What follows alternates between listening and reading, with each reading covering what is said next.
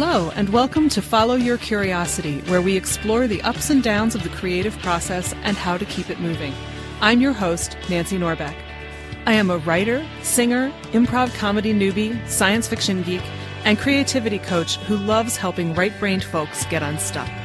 I am so excited to be coming to you with interviews and coaching calls to show you the depth and breadth both of creative pursuits and creative people, to give you some insight into their experiences and to inspire you. What comes to mind when you hear the words Mischief Factory? If you imagine a lot of creative energy and fun, you've imagined David Spencer, the artist and illustrator behind Mischief Factory, whose goal is to create fun and adventure through art. Dave recently illustrated a new children's book, The Epic Adventures of Huggie and Stick, and draws his own clever characters as well as fandom-based art. As you're about to hear, he embodies the ideas of mischief and fun. You'd have to work pretty hard to have a bad time while talking to him. There's a lot of energy and a lot of wisdom in what Dave has to say, especially about impostor syndrome, keeping your creative energy alive, and how to react to others' work, especially kids. And you'll hear his kids in the background from time to time. Hang on to your hat and enjoy. Dave Spencer, thank you so much for no problem. talking to me. I have to tell you that my nephews absolutely love Huggie and Stick. Yes, no problem. That's awesome. It's so much fun. Like that's like literally my favorite part about this whole thing. Is just like actually just the other week I had somebody I saw it on like social media. It was like my son recreated Huggie and Stick but with his own characters, and they were like I think he had traced them because they were so well done. Like, oh wow. Or he's just like the best like one for one illustrator at like 5 or whatever. I can't tell how old he was, but yeah, it was so cool. It was just so flattering to kind of like see that happen. I was like, this is the coolest thing ever. And I showed it to Drew and Drew DeWalt, and he was just like, I've never seen this before. It's like, this is the coolest thing ever. We should send him something. But I haven't been able to get a hold of his mom. Like I messaged her on it was on Instagram, so I messaged her, and then she probably doesn't check her messages or whatever. Right? Like I can sometimes never even find it in Instagram. I'm like, where are the things? I feel like a 95-year-old man. Like, where is the message app in this thing? I'm so glad it's not just me. Yeah, no. I always find myself like kind of smart and all that stuff. Like I'm capable of doing the like fixing my computer and stuff like that. But every once in a while, like a new app or something to come around, and I'm just like, where are the things? And you find like a child who's 9. I'm like, could you help me? I know. And they're like, oh yeah, you just push this and this and this. Yeah, smile face emoji. That's how you know you're not as young as you think you are. I know. And then your back goes out and you're done. It's like, it's over. I'll lay on this ground and die here. Oh my God. Well, let's talk about how you ended up illustrating this book. Because I know a lot of people think that, the author has a lot of control over that. And I know that's not true. So yeah. Okay. So basically, like I started out just I created my own little book about my son. It was called Charlie Goes to Bed. And so as a jump off point, I basically try to get that published, and I went out to like all these different places. Like really, I was very naive in the beginning, but I'm really glad that's kind of where it starts. You start with like nothing, so you kind of go like I'm just gonna shoot this off to every single person, and so I sent it off to probably like 100 different like agents, just because you have to send it to an agent instead of a publisher, because if you send it to a publisher, they'll basically just be like, Pasha, get out of here. You have to like kind of solicit your material. Yeah. Like it has to be through a person, because they kind of filter it down that way. Because agents will be like, no, yes, and then they'll take what they consider the best of the best and then filter those up. So basically I was just trying to find an agent, and that was where it all started, was just trying to get past that point. And that part is very hard, which I know a lot of writers will tell you. Just getting the inquiry part is just, it's so difficult. It's so like putting yourself out there and everything. But I felt what I had was like a strong set of skills of just like, hey, I have the book done. I have the book written. I have everything ready. I even have a website for it. I was like ready to go. And it was just like, no. And I was like, oh man. And, I was just crossing names off my list. Like, okay. And when you start searching for these people, you don't know what to do either. Like everything is just like, I don't know how to do this, like every single step of the way. And I've even had people like ask me like, hey, how did you even like find an agent? And I was just like, hey man, it's just like a road paved with no's, but you'll get a yes, like at some point, you know, like it's just, you just kind of have to believe that it's going to happen, and just like, don't overthink it. You know, don't think that they're opening your email and being like, well, this is the worst thing I've ever read. This person is a garbage person. You know, that's not happening. It's literally just like, this isn't on trend right now. Like, this isn't like a thing they want, or, you know, or any kind of multitude of things that could come across their desk, or, you know, thought process. So I just happened to catch, you know, the guy that wanted my stuff, like on a good day or whatever, or just he saw the potential in what I had to sell, which was, hey, I like this guy's art. I really dig it. So he was just like, I don't want to market your book. He's like, I like your book. I just don't think your book, there's 100 books like your book, because it was called Charlie Goes to Bed. And he was like, there's a lot of stories about, you know, kids going to bed and stuff like that. But I really like your artwork. It's so good. It's so cool. And I think it has like a unique voice. So can I just take your artwork and I'll see what I can do with that, as far as like writing for other authors. Would you be interested in that? And I was like, absolutely. Like, I was like, I'm not staked down in this writing thing. I just like, I wrote a book, and I drew a book.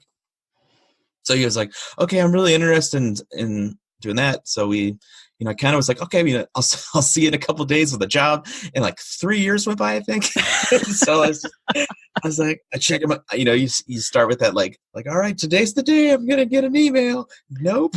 No, you know, so it took a little time to kind of get there. But then one day out of the blue, actually, this is a funny story. Right. I'm hanging out. I think we were packing for camping or something like that. I can't remember. But I get an email from my agent, and he's like, hey, you know, like, here's a script from this guy named Drew DeWalt.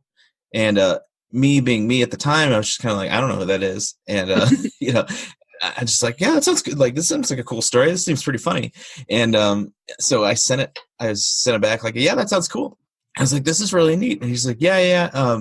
And then he's like, I'll figure out the contract and everything. So I got off the phone. I'm like, this is so cool. Like, all right, I'm gonna have a book going. And I go to my wife. I was like, hey, I got this book deal. It just came in. She's like, oh, that's awesome. Okay, so I need you to pack the kids' clothes, and I need you to go to the fridge. And I'm like, oh, it's like, okay, hey, what's up, life? How you doing? Yeah, I have like 30 seconds to celebrate. Yeah.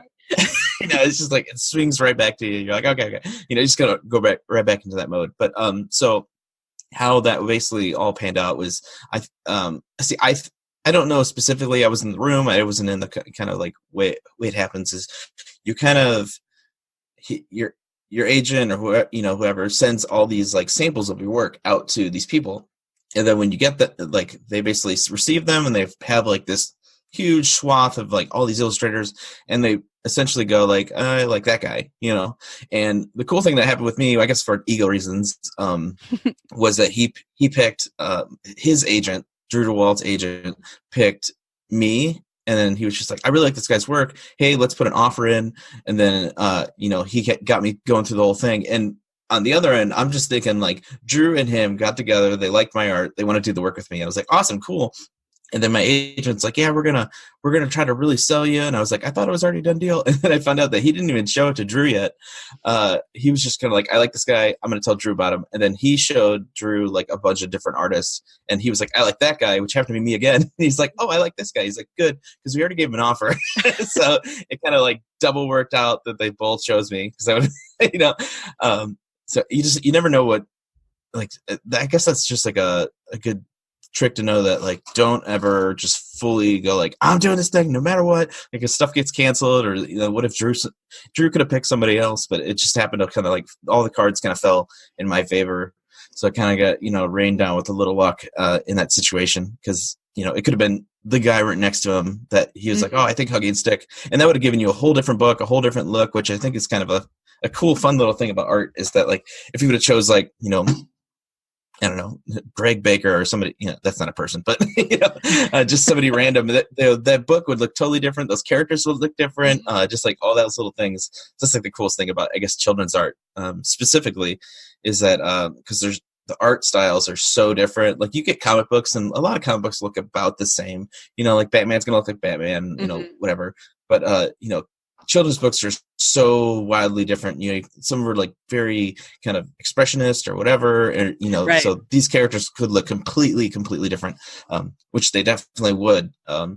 Maybe not Sticks like kind of sticky, but yeah, I don't know. I think that part's really cool. But yeah, so I basically got into this whole thing with him just out of finding a cool little path to his doorstep, and I just got so lucky to have Drew DeWall, the guy who like created the Day the Crayons Quit, and just all these really cool books after that, and then he even did like a Star Wars book and stuff like that. So you just get to kind of be part of this whole pantheon of just and it's been cool because it kind of opens these doors that I never expected, like up even just locally. People go like, oh hey, like my son loves rock paper scissors, or you know, the Day the Crayons, like we love Drew, like he worked with you, so like kind of it just gives you that like key to be like, yeah, I did a book with this guy, and they're like, oh cool, do you want to like do this thing we have going on like over here? And you know, it adds like not only extra income but like extra exposure, extra whatever. So I kind of it's like this slow burn of like getting up there where I can finally, you know, start living my dream a little bigger, Right. which is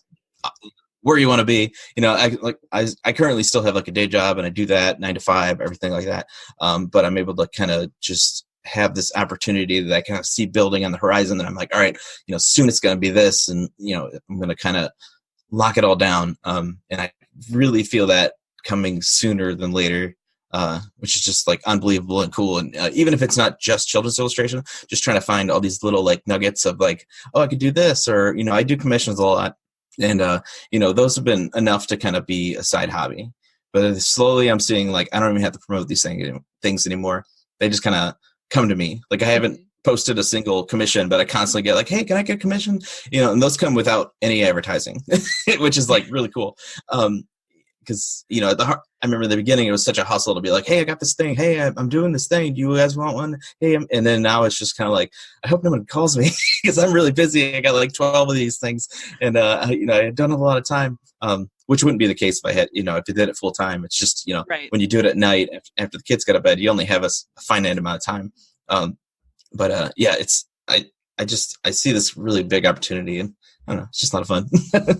Well, and I have So, to yeah. say that anybody who hasn't seen your commission stuff really needs to visit your website, which will be linked in the show notes, because everything you have up there is awesome. And of course, being the Doctor Who fangirl that I am, I was really psyched to see that he makes an appearance too. But yeah, no, they're really fabulous. So check them out. Oh, thanks. But I want to go back to something that you didn't really say, but sort of skirted around. Well, that's not the right word either. But you know, first of all, when you're looking for that agent, about not giving up, because I've heard so many stories like that from, you know, you to Stephen King, who I think wallpapered his office with all of his rejection notes. Yeah. But also, you know, when you said it wasn't that your work was bad, it just wasn't what that agent was looking for, interested in, needed, whatever. I think it's so easy for people to think that rejection means your stuff isn't good, when it really may just mean that person's not your audience. Yes. So basically, like, if you think about like anything that you like, if you're like trying to find a show, okay. So if you like you go on Netflix and you're just like looking at a show, and you're just scanning around, and you're like, I know this is a good movie, but I don't want to watch it right now. You know, like it doesn't mean it's a bad movie. It just means you're not in the mood for it. And so think about your mood being the metaphor for like the entire trend of the you know, the genre. So, you know, they're going, I do YA novels, and right now people don't want to see Harry Potter type YA novels because they're over magic right now or something, you know, which would not be happening, but you know, and so that, but that would be an example of, you know, people just being like, we're not doing those right now, but you know, thanks for submitting this. And you just have to remember that everybody isn't where you're at. You know, when people look at and plus, like, sometimes when people look at your book, they're not seeing the world that you're seeing. Like you're seeing like everything panned out. You're seeing the characters, you're seeing the person, same thing, but you're seeing that like full world that you've built, like a steampunk dragon world with, you know, with the colors and everything like that. And when you see all that, you don't, you have to remember, you have to project that all in your inquiry and your query, and just kind of show that as much as possible, but then also don't over explain it. The elevator pitch is a very important thing when you think about it. You have to be able to do this concisely. If you long-winded, it's just going to be difficult. But it really everything depends on the temperature of the times, and then maybe you get right place, right time, right person. Yes. Or maybe you don't. Maybe their day could be going bad, which it sucks that things that your dreams are kind of hinged on someone's like if or if not they've had their morning coffee. But that's just kind of how this business is, which is difficult. It's very difficult. But I remember when I was getting into it, I remember people being like, "Oh, that's a very saturated market," and I'm just like, yeah, but like that's what I want to do. You just have to remember that even though there are 1,000 other people out there like you, and there's 1,000 other people querying, and there's 1,000 other people, if you go to any kind of like question site, it's just going to be littered with people asking the same questions that you're asking. But that's okay, because you're going to catch someone who's like really like gonna find what's special about your story.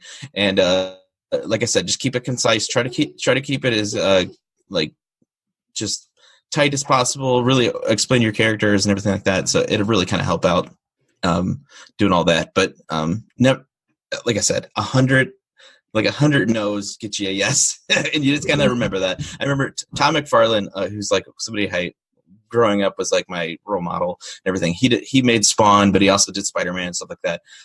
Back in the day, he used to draw for them. Then they started Image Comics. But before that, he worked in the mailroom of Marvel, because he's like, I just want to be in the building. I don't care what I'm doing. I just want to be in the building. And so he basically like was just like sending in his like packets. He did one every week of like character designs, character stories, and then he basically would put those in, and he would get rejections every single week. But he would get rejections from people who were like high up, that he was just like, I can't believe I just got a rejection letter from this guy. Like, who's like the top guy. So he would literally cut out their signature, the rejection letter, and put him in his book, because he's like, oh my God, I got this guy's autograph. Like it was like a roundabout way. So he literally had an autograph book built off of failure notes, which I think is just like so cool. So that's, just I talk about reframing a lot with like my friends and stuff, just like or just with people. It's like, don't think of it as a failure. Just think of it as like the next step on you understanding what you're doing. Because even every illustration I do is like I've never drawn, I don't know, like a cat before, and it's like okay, like what does a cat look like to me? It's like you kind of have to like build everything as a challenge, so you just kind of reframe everything. So I think I but yeah, so yeah, it's just remember that those failures aren't bad. They're definitely just something that you can keep going with. Yeah, you can certainly learn from them too, but just don't give up. So how did you get into illustration in the first place? Okay. So when I was a little kid, I used to travel all the time, and my mom basically like stuck, not only travel, my mom did this thing, where she just would drive around all the time for no reason. Like we just like, I felt like we were in this perpetual state of running errands, which I'm sure a lot of kids can kind of relate to, but like in a way that's like was kind of psychotic, where I was just like, why are we still in the car? She would just like drive like randomly, and where I had like a clipboard, and I can get into all that, but that'd be a whole different podcast. I would just always have a piece of paper and a pencil on me, and constantly. I mean, I drew. I remember my teacher being like, "Could you just like get a different piece of paper that isn't your homework and draw on that?" I'm like, "Yeah, okay." And then and I remember I wanted to be student body president or treasurer, only because I wanted to draw the poster. Like it's just kind of one of those things where you just, like I didn't care about I was like, I don't want to be the treasurer. I'm terrible at money, but I would love to do this cool poster. So it's just I always was like the guy who was like drawing like pictures and everything like that. Just anywhere I could, everywhere I could, I would I have literally like a stack of comic books that I made that are all terrible. But when I was like 9, I just had like 20 comics. I made my own little industry of like, it was my own label. It's called like Anarchy Inc., you know, because it was super cool. And it was like, it started with like these 3 kids who like fought monsters and stuff like that. So there'd be like these 3 little kids, and they found like an alien ship, and then they started like battling monsters and stuff with the weapons that they found on the ship. That was so like the characters related to me. That I loved monsters. I loved drawing monsters. But looking back, all my monsters looked exactly the same. But it's like fight big hulking dude with spikes on his back, and then so yeah, I drew like that, and I think like how everybody's journey goes is you well, at least my personal journey is like you like I drew a lot, and then as I grew up, it dropped off. I maybe did like a drawing like a year or whatever. I would be like, oh, you know, it was very hobbyist. Like I never felt dedicated to it after the, you know, being a kid, kind of being stuck in the car. Like after that kind of like all went away and stuff like that, I just kind of like, you know, you meet people or friends like that, and you don't really kind of do it as much. But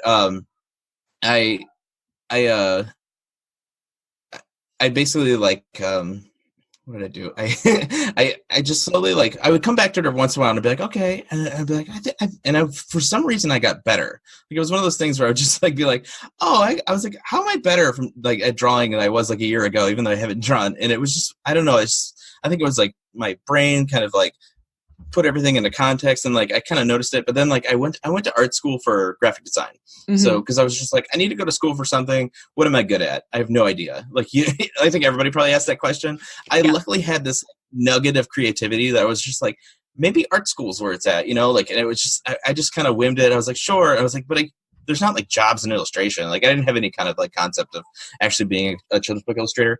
Or like at all. That wasn't even on the table, because when you're like a 19-year-old without kids and stuff like that, I didn't think about it, and I was like, what am I gonna do with this? I guess I'm an illustrator, but like I wasn't that good yet. Like I wasn't even like close to where I am right now.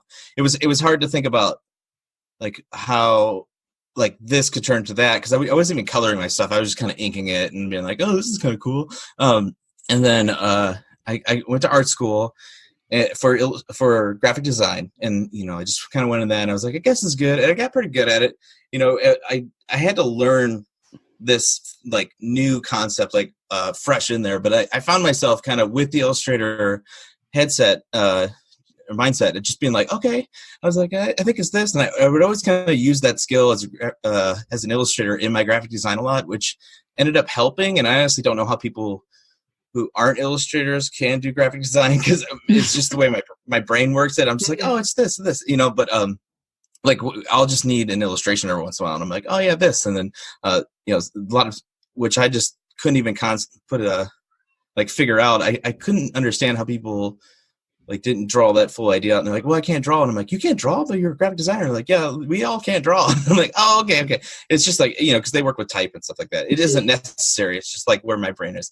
And so I went into there, and then like, you know, when you get surrounded by creative people, you kind of tend to be more creative, and you're like, yeah, like, you know. And so I started gathering all these people up, you know, like, and just like looking at their work and being inspired by it, and then, you know, they would start sharing, you know, their favorite people with you, and then you'd be like, oh, you know, that is cool. And I started like getting little pops of like liking this again. And then, you know, but I was still in the graphic design thing, so I really kind of hit that hard. And, you know, I got out of college, and then I kind of realized that like it wasn't really exciting. You know, when you go to school, you get these really kind of like big concepts. It's like, oh, rebrand Ford, and you're like, oh, that's cool, you know, whatever. But when you get into the business, you're not rebranding Ford. You're going like, hey, there's this brochure for an old lady's home, and would you like to do that? And I'm like, yeah, that's cool, awesome. You know, you really, it's more just like in the I'm glad I'm getting paid for this kind of jam, which I was literally grateful to get like literally anything. And then, you know, like I basically built up this slow thing where I was one day I did this children's book for Charlie, and then people were like, oh, hey, could you draw like something for me? You know, because I started doing these things called Thursday night draw night. My wife would go, and she would basically watch Scandal and with her friend, and I'd be like, oh, cool. And so I was like, I'm gonna make this my night where I have the whole house to myself, the kids are in bed, whatever. And before that, I just been like, you know, Patty's like, my wife, she'd be like, I'm going to bed, and I'm like, I'll go to bed with you. You know, we go to bed together. And then I just started being like, this is my night to kind of just start being creative again, like really start doing it. And then I just drew like a picture that night. I posted on Facebook, and then somebody would be like, oh, hey, I like this. I'm like, cool. The next Thursday I would draw a picture and I would post it. It just kind of became this Thursday night draw night thing. And it was really fun. And, people would be like, oh, I really look forward to Thursdays. I get some of those. And then somebody was like, hey, could you draw a picture of my family? I'm like, yeah, sure. Like, that sounds cool. I never done that before. And I did one, and then that became another one, and another one, and another one, another one. And then before I knew it, I did like 300, different pieces for people. Wow. And then, yeah. So, and I try to like integrate some stuff that, I would do the family portraits, and I also do like, one for you, one for me for a while. And then I got too busy, and I'd be like, I guess just one for me every once in a while. Yeah. So yeah, I basically just kind of, it was a slow burn to get to where I am. And I think I started really, really doing this about 5 years ago. I drew so casually before this, and I wouldn't even say that I was like an illustrator at any point until about 5 years ago. I just I was capable of drawing with no ambition to do it correctly or do it in a like start to finish way. And now I literally, if I don't finish that drawing, but that illustration in the time that from start to finish within like the week, it's just not going to happen. I have to kind of finish it when I'm thinking about it, and I knock it out. And then, cause I get kind of bored, or, I get ambitious, and I have to kind of, I'm sure a lot of artists can probably, can relate to this. When you do some work and you have to kind of do it while it's exciting, because if you don't do that, you'll find another thing and you'll be like, oh, this, and then you'll get excited about the new thing. So you kind of have to finish the thing you're doing in the time. And I try to focus on that idea. If I don't finish now, I'm not going to finish it later. So let's just knock this out. And, not that it's not cool what you're doing. It's just, you just have like a, ooh, and this, ooh, and this, ooh, and this, like mindset. So you have to kind of, yeah, exactly. Yeah. So I try to stay focused on that. And then I always try to keep an idea in my pocket of something I can think about to get it, like when I'm like alone or in the car or something like that. I always have a story that I'm building in the background that I can always relate to. You just kind of turn some like mindless music on and just kind of like cruise, because I have a 45-minute drive to work, and which seems grueling, but it's very nice. It's like it's a straightaway. There's no car. There's not a lot of cars. I just kind of like, I can kind of zone out, and I can start creating characters and designs like in my head, and be like, oh, this can be this would be really cool. Oh, that'd be really cool too. And then I'll kind of write these things down on my phone, just because I get, not while I'm driving, but like, yeah, in the car, like you can be in the line at Target and write a paragraph, because there's nothing going on. You just kind of have to like be in your own little space. Just type something out, even if it's just like a notes thing, because that's what I do. I just kind of like create little like, oh, this would be cool. This would be cool. Remember this for later. Remember this for later. And it can get a little confusing, but it's just like it's good to kind of get it out there, like in some way. Because if you think you're going to remember it, chances are you're not going to remember it. Mm-hmm. At least that's how it works for me. I'm like, yeah, I got that. And then I'm like, what does this note even mean?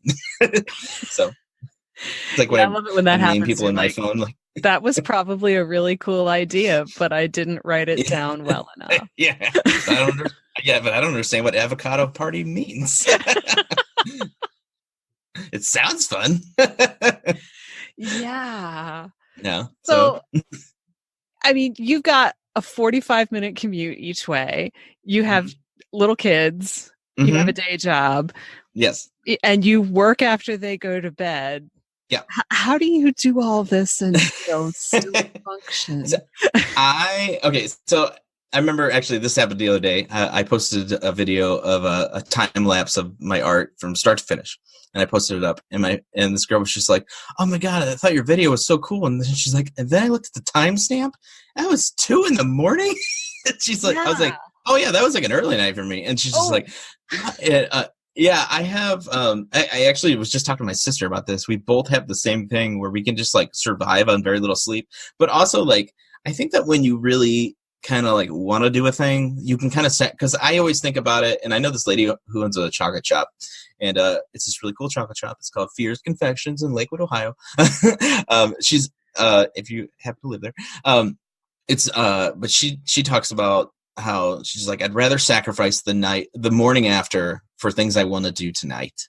It's just this idea of just, you want to do this thing, and sure, you're going to be tired the next day, but at the end of the day, you've created something this night before, and there's nothing important going on in the morning that you can just like kind of slog through. I find that coffee is a big help. You just kind of like drink like piles of coffee, just like, and I just kind of know my body enough to kind of know when I can lull and things like that. And I rarely do this, but sometimes I have like a nap day where I'm like, oh, maybe I'll go to bed early. I don't know. It's probably not healthy, but it's just like I have this like drive and I want to do a thing. And when I think about when I just watch a movie or if I just go to bed, like it feels like a waste of time to me. So I kind of like I have reframed my idea of sleep to be almost an annoyance. So it's not like comforting to me to go to bed. So it's like I said, not very healthy, but like it's just like I want to do so many things, and it's just like it's important for me to get them out there. And if I spend like this, like even if I just sit there and watch TV, I fall asleep almost every time when my wife's like, hey, let's just like have a TV night where we just sit here and you're not working, and I'm like, all right, cool. And then I'm like, like half hour through the movie, I'm just like, because I don't have another thing to kind of keep me going and keep me. I'm creating worlds. Why would I want to just sit here and watch this? So I kind of have to like I have to kind of like discipline myself to like sometimes just take a break and push away from it and be a member of society. But I think it's just it's easy to do it when you just like want to do it. If you're really feeling it. And I actually just came out of like a burnout spell where I was just kind of like, oh, like I know I need to work tonight, but I don't want to. And then like I didn't know if it was like I didn't know if I was just like kind of feeling this like 5-year slog of like staying up till 4 a.m. and just kind of being like, maybe my body's just being like, hey man, how about chill out for a bit? And yeah. I think I just ended up being just like the Ohio winter was just dragging on, which apparently still is. But yeah, I think it's just like I was just like, oh man, like I can't, and like I would be like, I gotta do this art. And I just ended up stepping away from a project that was just I said yes to like really early on. Then once I started getting to it, I was just like I couldn't find passion at all to do it, and I was like, and I had to tell the guy, and I felt bad because he obviously was really excited and everything like that to work on the comic book and stuff. But I was like, this is such a dedication. And if I'm not feeling it now, I'm not going to feel it. And when I'm not feeling it in the creative space of it, like the beginning parts where there's no boundaries, I'm not going to feel it when it's like tightened up and we kind of like figured everything out. Like, I'm just like, I'm not thinking about it when I'm not thinking about it. Like, right. I'm not sitting in the car like, ooh, this would be really cool. Like, I'm just kind of like, I got to do this tonight. I hope it finishes out. And then every time you call me, I'll be like, yeah, I haven't really started it yet, and I was just like, this is 1,000 red flags that I can't ignore now. It'd be worse to ignore them. It'd be worse to tell him later that I didn't want to do it than now when we haven't started anything really. So it was disappointing because I've never done that before and stuff like that. But you just have to know when to say no, and you have to know that like your happiness is really important, and that no matter what, sure, it's a cool opportunity, and sure, you've read comic books your whole life, and sure, you want to do a comic book, but maybe right now isn't the right time. I have all these like commissions and things I want to do, and I still want to. I need to write a book for my daughter because I have a book for my son, so I need to kind of even out the playing field. So I just want to make sure that like everybody's. I don't want her to be like 9 years old and be like, hey, Dad, what up? Why don't I have a book? Where's my book? I just got busy. I'm just like, oh, happy Father's Day. So I want to make sure that I have the idea. I just need to find the time. Usually, time is just it's such a killer. I fantasize about a pause button in life and just being able to like sit alone and oh my God, I think on a daily occurrence, I'm just like, ooh, it'd be so nice. But you just kind of have to fit everything in where you fit it in. Like I said, that's the reason why I work at night, and I work so hard as I can. Now that I've gotten out of my slump, it's been a lot better, and I've got a couple new tools in my toolbox to work with that have kind of like got me excited again. And then going back to the beginning of our conversation, just kids saying that they love my work and when they get excited about it, or that it's I just did a presentation, it was so cool. I just did a presentation in front of all these like first and second graders, and I would show something on the teleprompter and they would explode. They would just be like, wow. Like one kid was like, how is this even possible?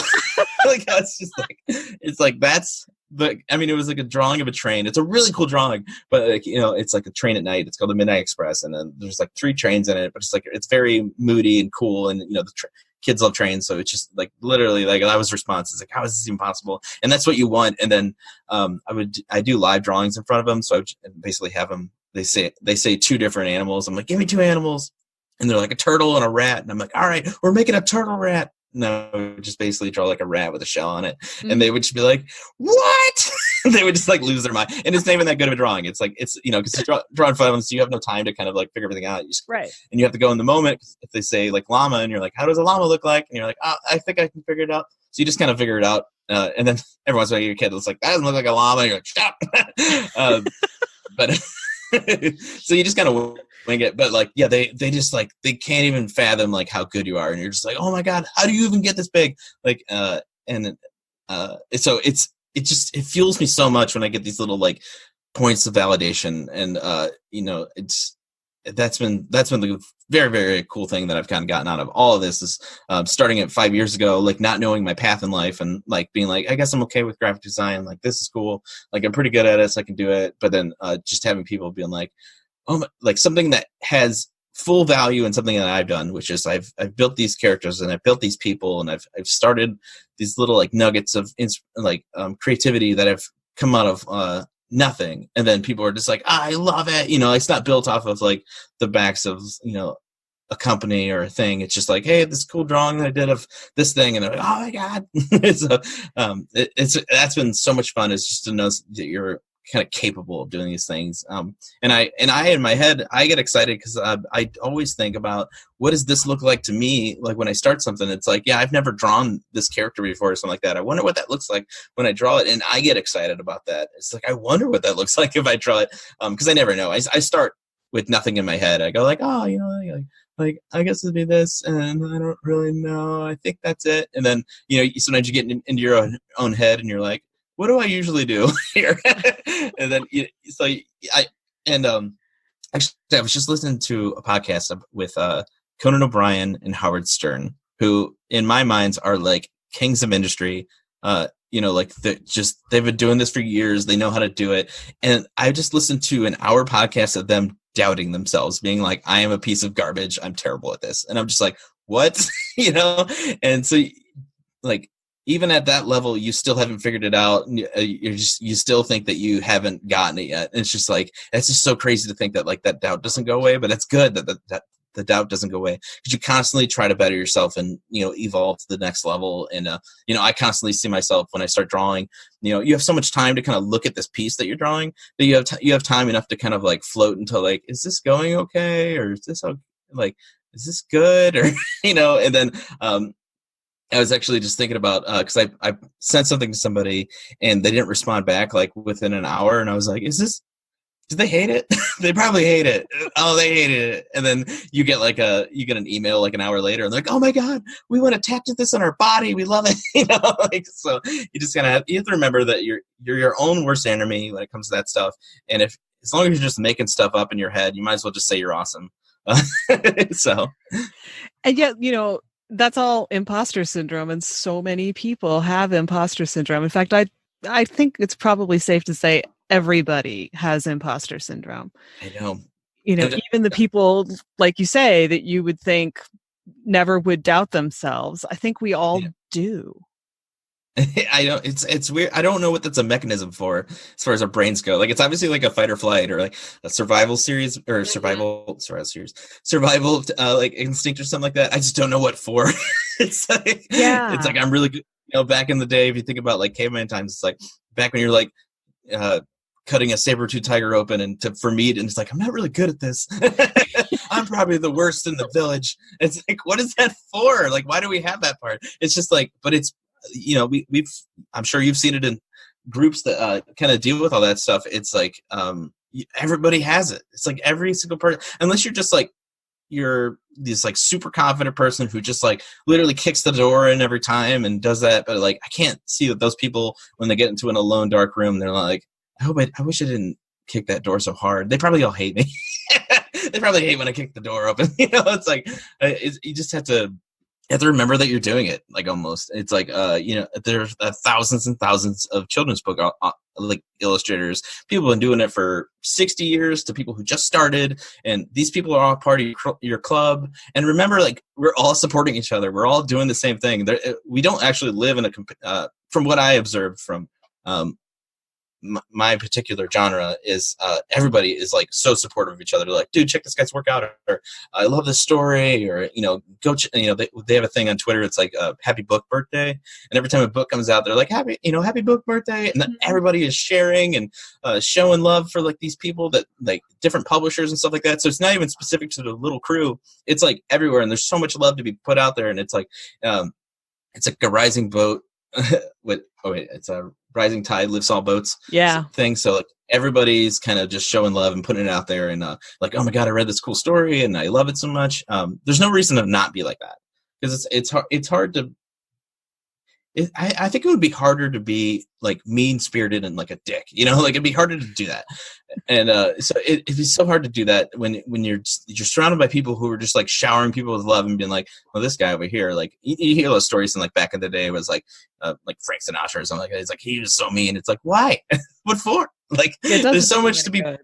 It doesn't do you any good. It doesn't build bridges for sure, unless you just like enjoy that type of person. But for the most part, like you get floored when people are like, just big old sweethearts, and you're like, oh my god, like, and if people just kind of like go, absolutely, come in here, like full arms open, you can do all that. So I think it's not part of my nature to be mean spirited anyway. So I always kind of, from kids to adults, go like, no way, tell me about your cool story, or tell me about, whatever, tell me. Oh, please tell me more is like a good phrase that me and my friend use. Like about anything. It's like, hey, I'm a carpenter. It's like, oh, tell me something about that. I don't know anything about carpentry. It's just stay, as long as you stay interested, stay curious, and just, pretend like that person in front of you is probably the most interesting person you've ever met. Sometimes it's hard because they're not, but for the most part, people have a story or something they're telling. That's so it's just treat people with the respect that they want. Everybody wants to feel important, so make that person who's a carpenter feel a little important. I think I steered away from the question, but that's okay.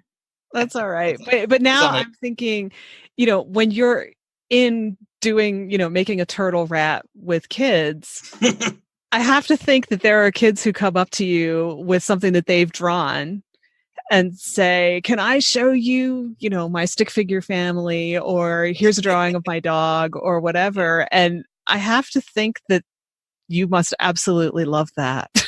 I love it so much. It's actually after when I do the presentations, like there's these kids who like pop up in the middle of the presentation just to tell me that they're an artist. They're just like, I draw pictures too. And I was like, awesome. You just go like, awesome, keep going, keep drawing. They don't have their drawings in front of me, so they can't like kind of gush like in that way. But so they just kind of can tell me about it, and they're like, oh, can I bring some to you? I was like, absolutely, I'll be here all day.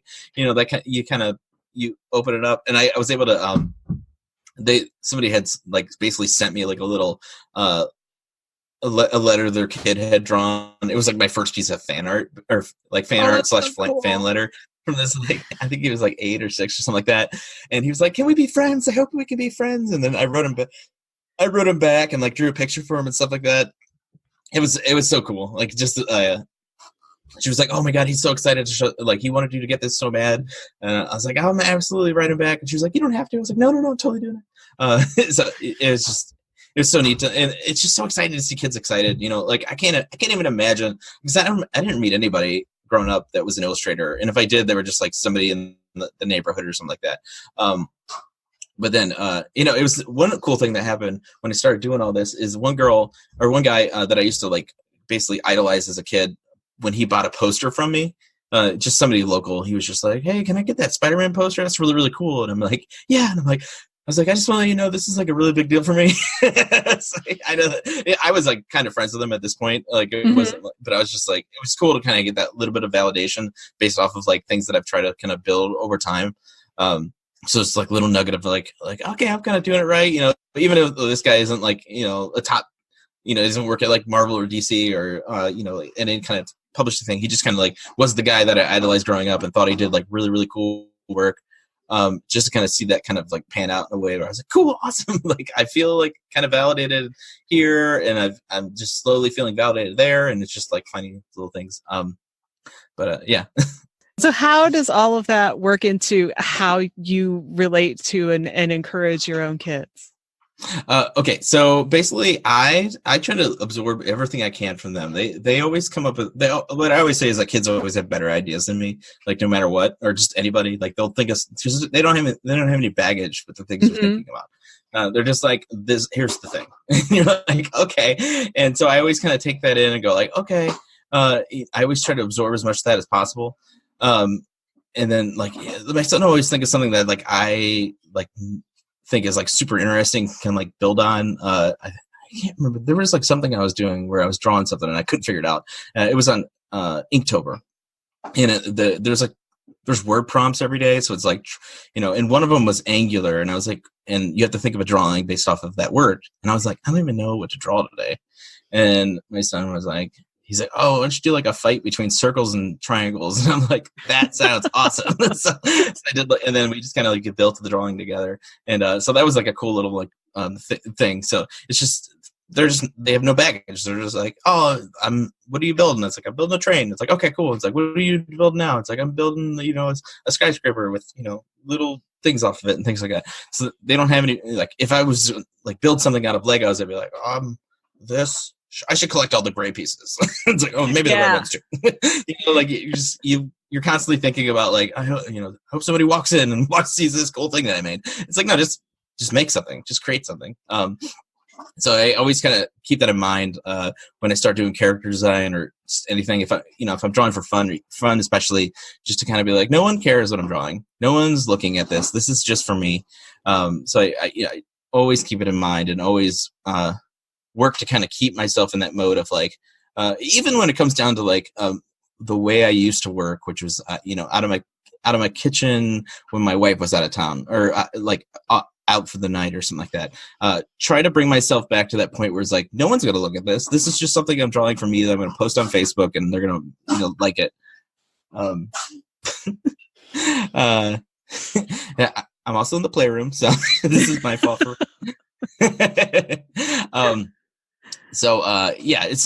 I just always remember like keep like almost like a touchstone when it comes to like where you started and where you want to kind of stay, because I always want to stay in that area of being just like a little kid. Okay, and hey.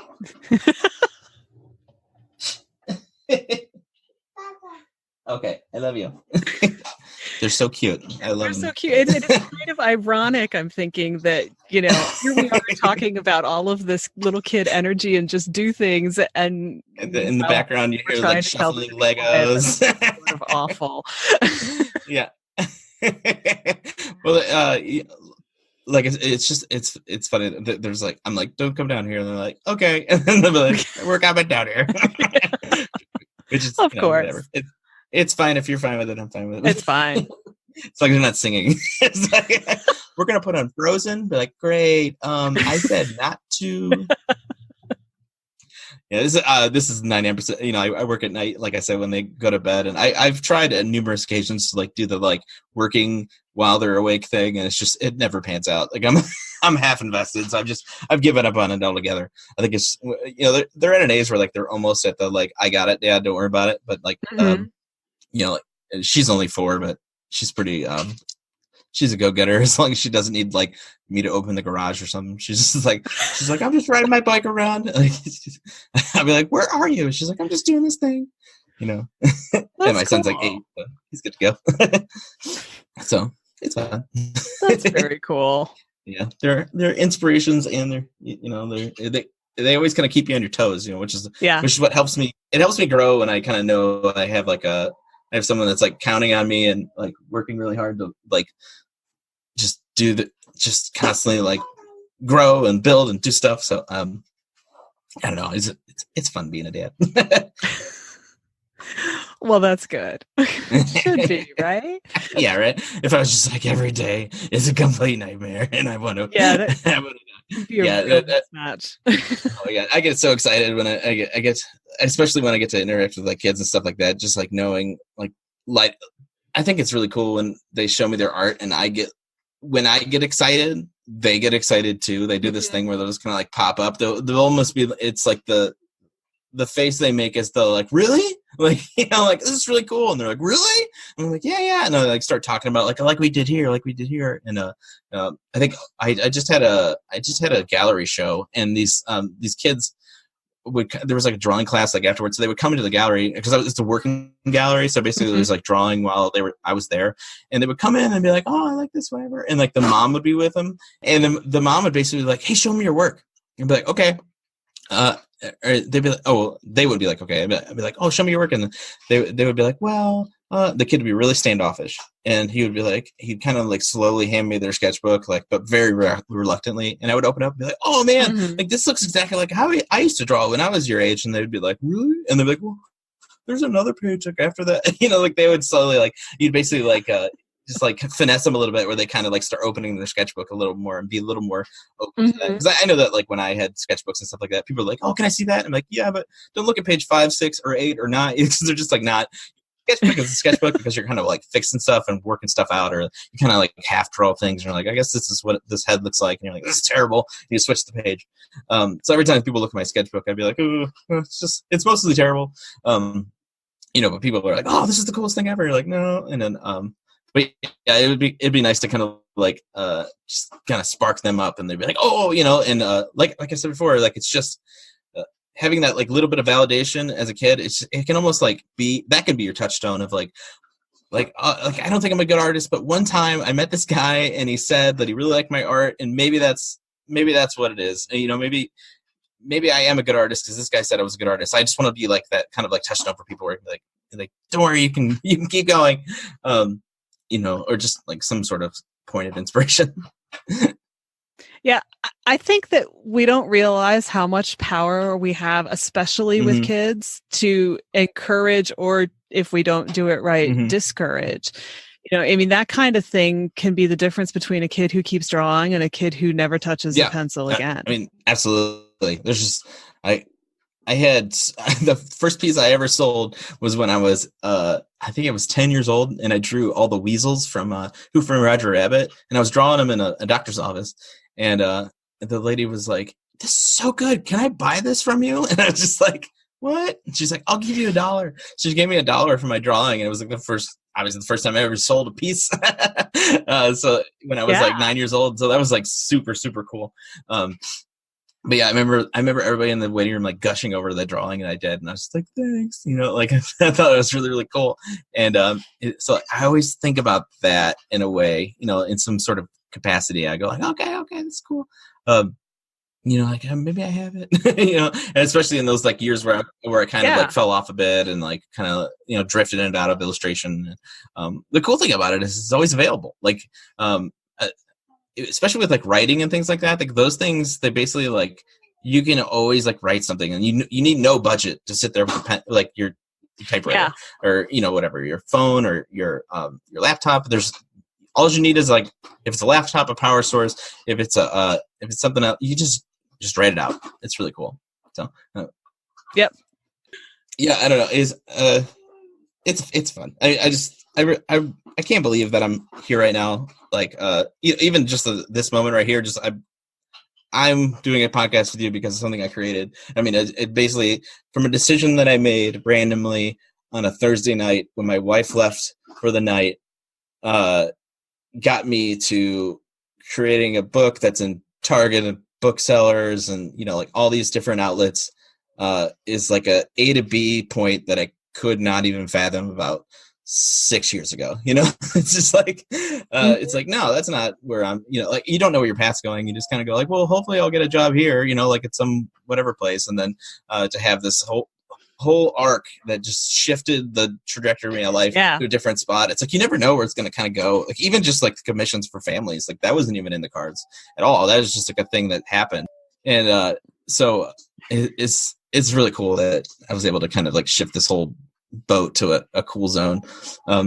So yeah, I'm feeling good about this whole thing. And the coolest thing about it is like eventually at some point there's going to be like, like something different that's going to come along, and I don't even know what that is. Like it's so cool to not know. It'd be nice to know a little bit, but just to kind of have some sort of sense of timing.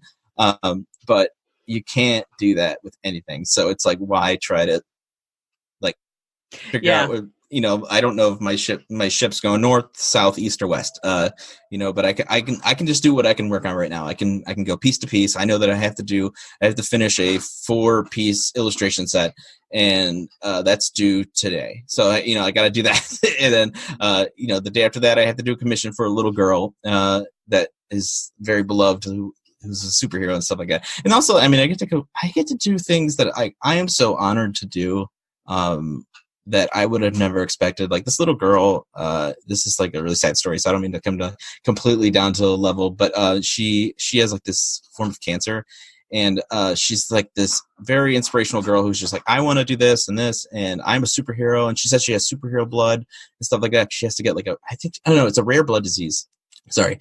And she's going to pass away soon. And they basically wanted a piece to kind of like show her spirit, like basically like what she is like, what is she actually like, as a little girl, which is an inspiration and like a superhero. Like I said, she says she has superhero blood. And they want a piece so they can remember her after she passed away. And I'm just like, oh my God. Not only is that heartbreaking, but it's like such an honor to be kind of like tasked with this thing that they can kind of like touchstone to and be like, this is our little girl. Like this is who she really was, and kind of like show her spirit in a way. It's just, it's very, very sad. And once I started, just doing like grabbing the pictures from it, trying to get some references and stuff like that was unbelievably sad and just like tear-inducing, but and once I start doing the drawing, I know it'll be even more so, just because you always project into that, and you go like, oh, what I can't even fathom like having that kind of like issue. It just being like, I know that someday this will kind of come to an end, and I won't see this little girl anymore. But just kind of gathering up all these little moments. I can't believe that I'm able to kind of do that specifically and be like. I think there's a couple things that I've done like that. That have these like really, really sad backstories, and I just try to do whatever I can with them, and really handle them as like tenderly as I can, and really show it in a way that they really wanted, and not. I don't know. There's I get to kind of honor people's like grandparents that passed away, or their moms or dads, or now this little child. So it's unbelievable just being able, people's kind of go to is like, I thought of you first when I was thinking about doing this, because I saw that piece you did, and I really, they would really appreciate it. And I'm like, oh my God, thank you. That's amazing. Yeah, so that's just like another path that you never think it's going to be part of anything. But me as a little kid who liked Spawn growing up, and it was just like, for fire and chains, you just kind of like, and then they're like, hey, could you draw this really sweet picture of this little girl who loves dolphins? I'm like, yes, I will. There's tears streaming down your face. This is magical. So it's just like a nice little growing path of your thing that eventually you slowly start figuring out who you are, and I guess it's like anybody's journey. You're like, it's like my trail path, or what's it called? When you go to Australia and you like walk the path. Outback? Walkabout. It's my walkabout. It's just like all these little illustrations. It's little nuggets of illustrations that I do throughout my time on this earth. So I'll figure it out eventually. That's fantastic, though. It really is. I love all of this, and including the fact that your kids are playing, and I think it's time to let you get back to them. Yeah. I'm currently being hugged by one, so it's you are. Well, thank you so much for taking the time to talk to me. This has Absolutely. been really it was so much fun. I mean, like, I hope all my rambling was coherent. Oh yeah. Point. But yeah, just keep going. Listen to the kids. They know what they're doing. Even if you do like things that have nothing to do with kids, they usually have pretty cool insights to stuff. And my daughter's hugging a kitty, so Yep. There's a whole lot of things. Yeah, but there you go. When all else fails, there's so many things you can do with that. Currently kicking her away, so there's something with that. So yeah, just create. That's all. That's my one thing I always tell people: just keep creating. Create something that you love, or just create something. Just keep it going. Yeah, or just say hi to a. There you go. My daughter's something. All right. Thanks again. Go have fun with your kids. Absolutely, I will. It's a Sunday. I don't doubt that. All right. Thank you so much. I appreciate it. You're welcome. Thank you. That's our show. Thanks so much to Dave Spencer and to you for joining me. If you enjoyed this episode, please do share it with a friend. You can find show notes, the 6 creative beliefs that are screwing you up, and more at fycuriosity.com. I'd also love for you to join the conversation on Instagram. You'll find me at fycuriosity. Follow Your Curiosity is produced by me, Nancy Norbeck, with music by Joseph McDade. If you like Follow Your Curiosity, please subscribe, rate, and review on Apple Podcasts or wherever you get your podcasts. And don't forget to tell your friends. It really helps me reach new listeners. See you next time.